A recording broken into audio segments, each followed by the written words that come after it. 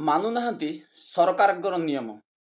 ଦିନ ଦ୍ୱିପହରରେ 10ଟା ବେଳୁ ଖୋଲା ଯାଉଥିବା ପୋଷ୍ଟ ଅଫିସ 1ଟା ହେଲା ବେଳକୁ କାଉଣ୍ଟର ପୁରା ଖାଲି।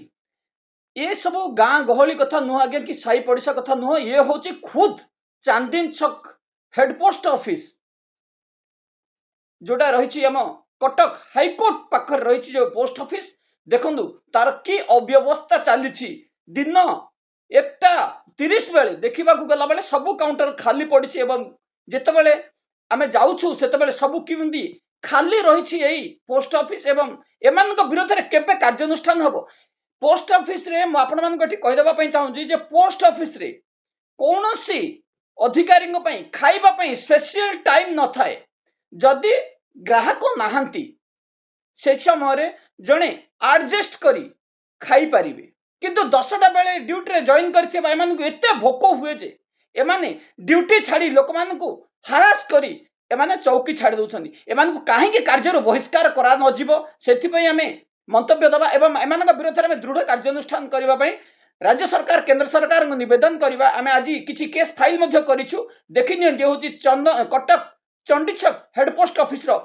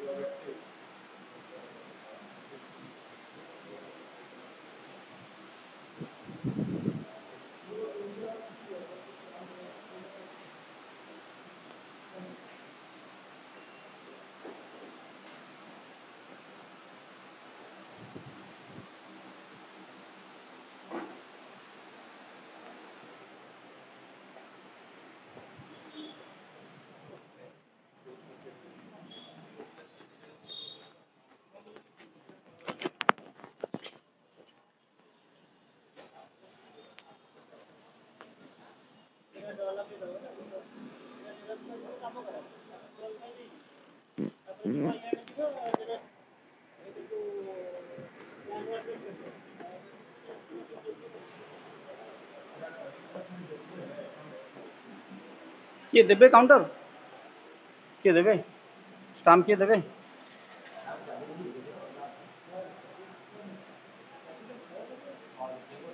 हाँ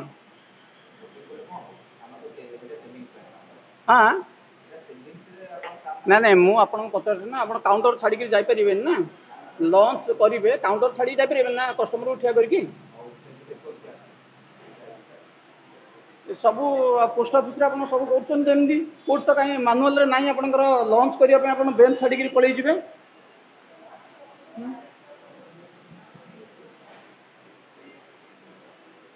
बेंच छाड़ी पळै जिवे लोक आसिक छिड़ा हेबे खाइबे 10टा बेले खाई आस थाउचंदी।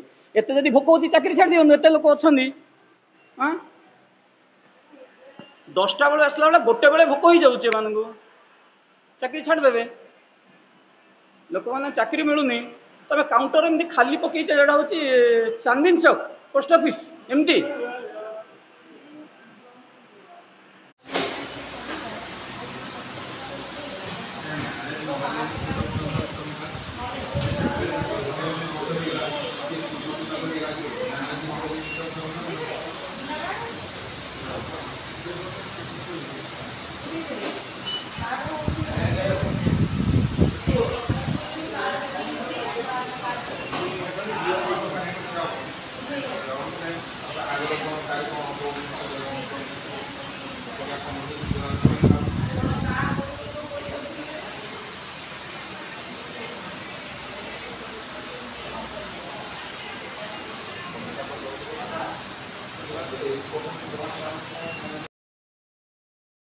पोस्ट ऑफिस रे कौनसी खाइबा पई छुट्टी नाही, किंतु ए माने जदि खाइबा पई एते भोक होई जाउछि एमाने निजे अन्य जन को सही सीट रे एंगेज करी काउंटर को खाली करबन। जे माने ग्राहक आसले फेरी जीव नाही कि गोटे चिठी पकेबा पई आसु कि किछि स्टाम्प किनिबा पई आसु कि ओजन करबा पई आसु कोर्ट पाखरे थाई मध्य एमाने किभली सरकारक नियम को खोला खोली उल्लंघन करछन्ती। एई संबंधी मामला आज आमे राष्ट्रपति प्रधानमंत्री को मध्य दाखल करिछु। पोस्ट हेड ऑफिस को मध्य देइछु जे एमान के विरुद्ध रे केबे कार्यानुष्ठान हो। केवल एई कथा न आगे सबु पोस्ट ऑफिस रे ए अव्यवस्था रहिछि।